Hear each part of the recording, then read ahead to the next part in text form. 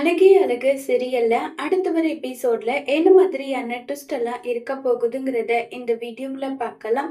மதி மலர் எல்லாருமே உட்கார்ந்து டின்னர் சாப்பிட்டுட்டு இருக்காங்க. அப்ப உடனே நம்ம தங்கராஜ் ஆரம்பிக்கிறாங்க. மதி, உனக்கு வாசுகி பத்தி தெரியுமான்னு சொல்லிட்டு கேக்குறாங்க.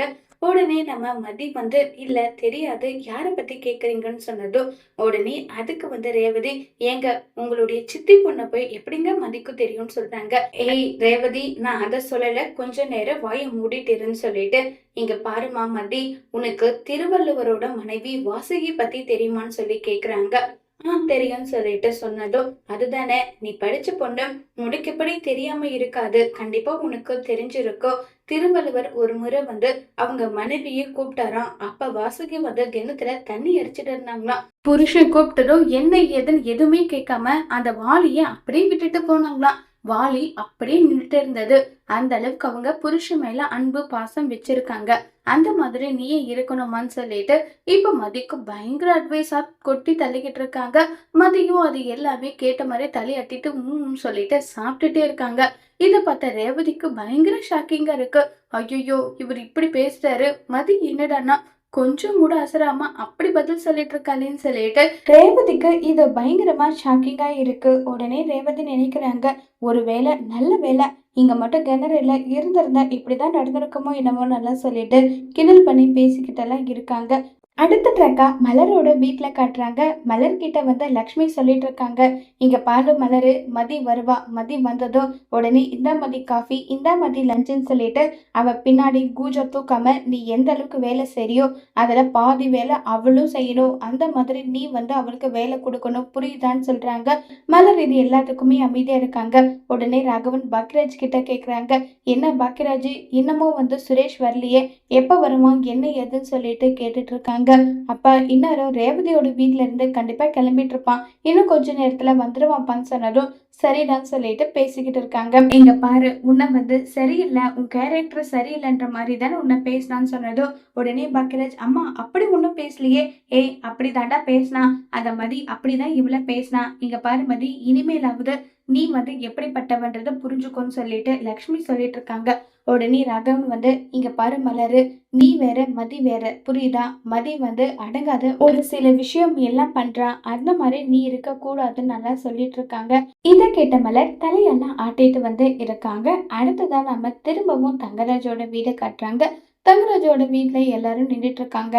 தங்கராஜோட குழந்தைங்க, அத்தை நீங்க போகாதீங்க நல்லா சொல்லி ஃபீல் பண்ணிட்டு இருக்காங்க.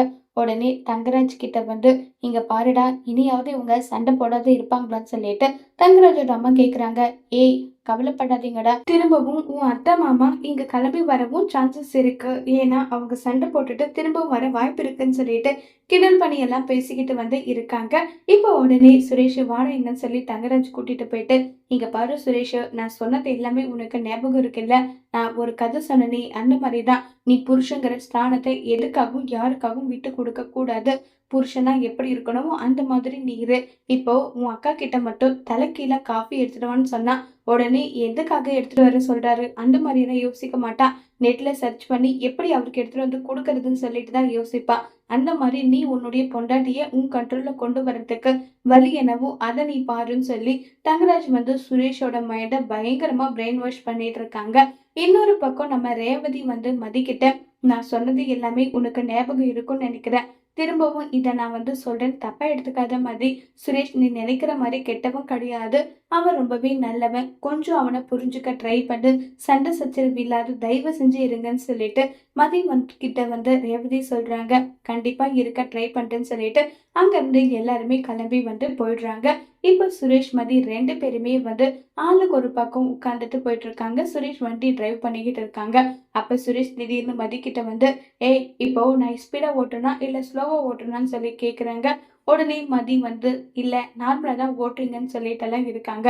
ஒருவேளை ஸ்பீடா ஓட்டுனா சொல்லுன்னு சொன்னதும் சரின்னு சொல்லிட்டு இப்ப மதி சைலண்டாவே இருக்காங்க.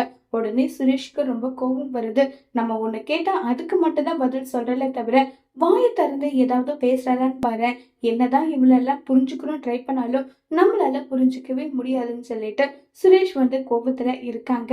இப்போ உடனே மதி வந்து சாரின்னு சொல்றாங்க. என்னது சாரியா? நிஜமாவே உன்னுடைய வாயில இருந்து இப்படிப்பட்ட வார்த்தையெல்லாம் வருமா சொல்லுன்னு சொல்லி கேக்குறாங்க. இல்ல உங்கள தள்ளி விடணுன்ற இன்டென்ஷன்ல நான் தள்ளல. நீங்க அப்படி நடந்துக்கிட்டதும் எனக்கு என்ன பண்றதுன்னு தெரியல. அதனாலதான் உங்கள கீழ தள்ளி விட்டுட்டேன். தயவு செஞ்சு மன்னிச்சிடுங்கன்னு சொல்லி மதி சொல்றாங்க. பரவாயில்லையே இவன் நம்ம கிட்ட மன்னிப்பெல்லாம் கேக்குறான்னு சொல்லிட்டு சுரேஷ்க்கு ஒரு மாதிரி சந்தோஷமாயிடுது. இங்க பாரு எப்படி அடிபட்டுச்சுன்னு வீட்ல கேட்டா நான் அதுக்கு வேற ஒரு ரீசன் சொல்லிக்கிறேன். நீ வாயை மூடிட்டு அமைதியா இருந்தா மட்டும் போதும். புரியுதான்னு சொல்லிட்டு பேசிக்கிட்டு இருக்காங்க. நான் இப்படியெல்லாம் நடந்துட்டு இருக்கேன்னா, அதுக்கு காரணம் உன்னை நான் மன்னிச்சுட்டேன்னு அர்த்தம் கிடையாது. என்னுடைய அக்கா என்கிட்ட பொறுமையா இருடான்னு சொல்லியிருக்காங்க. அந்த பொறுமைய நான் கடைப்பிடிக்கணுன்றதுக்காக தான் பொறுமையா இருக்கேன். புரியுதான்னு சொல்லிட்டு சுரேஷ் சொல்றாங்க. மதி எந்த ஒரு பதிலுமே பேசாம இப்ப வீட்டுக்கு வராங்க. வீட்டுக்கு வர்றதுக்காக ஈகரா மலர் வெயிட் பண்ணிட்டு இருக்காங்க. மதிய பார்த்ததும் அங்கிருந்து உள்ள கிளம்பி போயிடுறாங்க. உடனே பாக்கியராஜ் இவ்வளவு நேரம் மதி வரணுன்றதுக்காக வாசலவே பார்த்துட்டு இருந்தேன். மதி உள்ள வந்ததும் ஏன் இப்படி போயிட்டேன்னு சொல்லிட்டு கேக்குறாங்க. இதை கேட்டதுக்கு உடனே நம்ம மதி கிட்ட பேசுறதுக்கு எனக்கு விருப்பம் இல்லாம இல்லைங்க. அவ என்னை பத்தி பேசினது மனசுக்கு எனக்கு ரொம்ப கஷ்டமா இருந்தது. என்னால அவளுடைய முகத்தை பார்க்க முடியலன்னு சொல்லிட்டு அவ்வளவு வருத்தப்பட்டு மலர் பேசிட்டு இருக்காங்க. உள்ள வந்தது யாருமே முகம் கொடுத்து கூட பேசல. மலர் கிட்ட ரொம்பவே அமைதியா மலர் கிட்ட பேசிட்டு இருக்காங்க. ஆனா மதி கிட்ட யாருமே வாய் திறந்து கூட பேசுறது இல்ல. மதியும் உள்ள அமைதியா போயிடுறாங்க. உடனே சுரேஷ் மதி கிட்ட இங்க பார், உன்னுடைய பிரச்சனைக்கு நான் தலையிட மாட்டேன். என்னுடைய வாழ்க்கையில நீ தலையிடாது. ஆனா இந்த வீட்டை தயவு செஞ்சு கொஞ்சம் அனுசரிச்சு வாழ பழகிக்கோ. இது மட்டும் நான் உன்கிட்ட ரிக்வஸ்ட் பண்ணி கேக்குறேன். எல்லாருமே முகத்தை திருப்பிட்டு போறாங்க. அந்த அளவுக்கு நீ வேலை பண்ணி வச்சிருக்க. இனியாவது அப்படி இருக்காதுன்னு சொல்லி சுரேஷ் ரிக்வஸ்ட் பண்ணி கேக்குறாங்க. என்னால இந்த வீட்டுல எந்த ஒரு பிரச்சனையும் வராது. அதே மாதிரி எனக்கு எந்த ஒரு விஷயமும் யாரும் தடை சொல்லக்கூடாது. அவ்வளவுதான். இனி நான் பாத்துக்கிறேன். இப்படி ஒரு பிரச்சனை நடக்காது. தயவு செஞ்சு இந்த பிரச்சனையை இதோட முடிக்க பாருன்னு சொல்லிட்டு சுரேஷ் மதி கிட்ட கேக்குறாங்க. மதி கிட்ட கேட்ட சுரேஷால மதி மனசு மாறி இனி எந்த பிரச்சனையும் பண்ணாம இருப்பாங்களா இல்லையங்கிறத வரப்போற எபிசோட்ல வெயிட் பண்ணி பார்க்கலாம். தேங்க்யூ.